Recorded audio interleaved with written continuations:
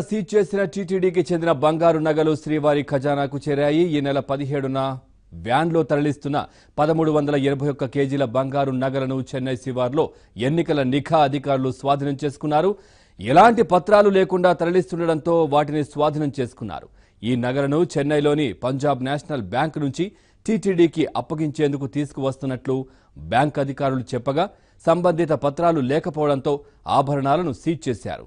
దీనిపై స్పందించిన TTD EO Anil Kumar Singhal Tamil Nadu ఎన్నికల అధికారులకు వివరణ లేఖ పంపించారు. బంగారు నగలను అప్పగించాలని కోరారు. ఈ క్రమంలో నగలకు చెందిన పత్రాలను బ్యాంక్ అధికారులు ఎన్నికల అధికారులకు చూపించగా ఆభరణాలను వారికి అందజేశారు. అనంతరం బ్యాంక్ అధికారులు టీటీడీ ఖజానా విభాగానికి వాటిని అప్పగించారు.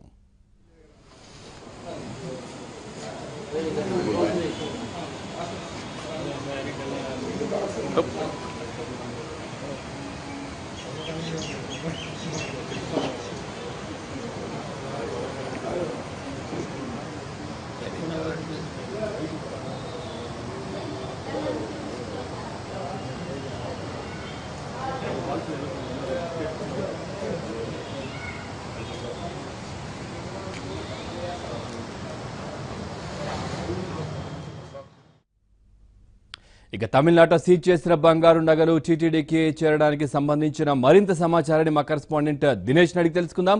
దినేష్, ఈ బంగారాన్ని టీటీడీకి అప్పగించినట్టుగా తెలుస్తోంది. ఏంటి అధికారులు ఏం చెప్తున్నారు దీనికి సంబంధించి?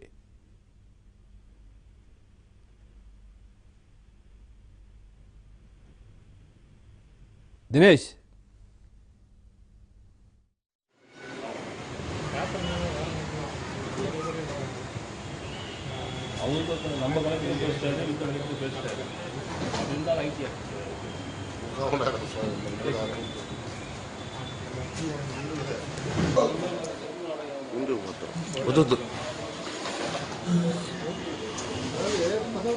మనం తీయకూడదు అసలు.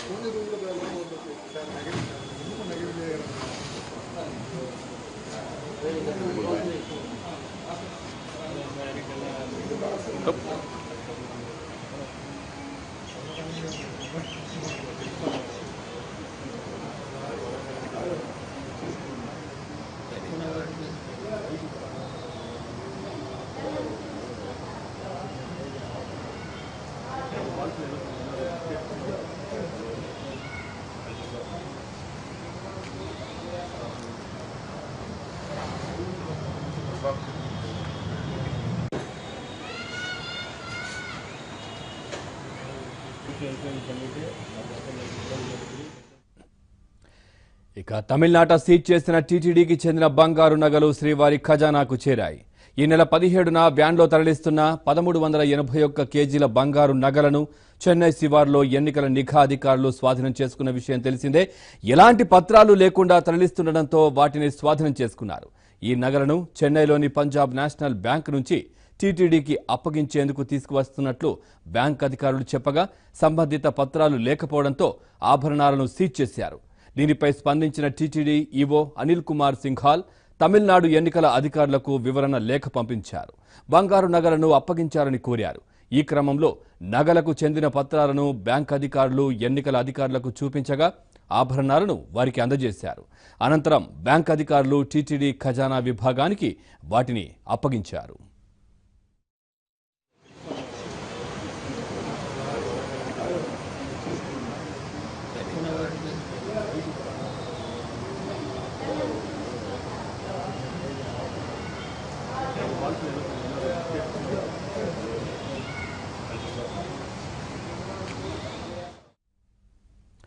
నిజామాబాద్ జిల్లా ఇందల్వాయి మండలం గన్నారంలో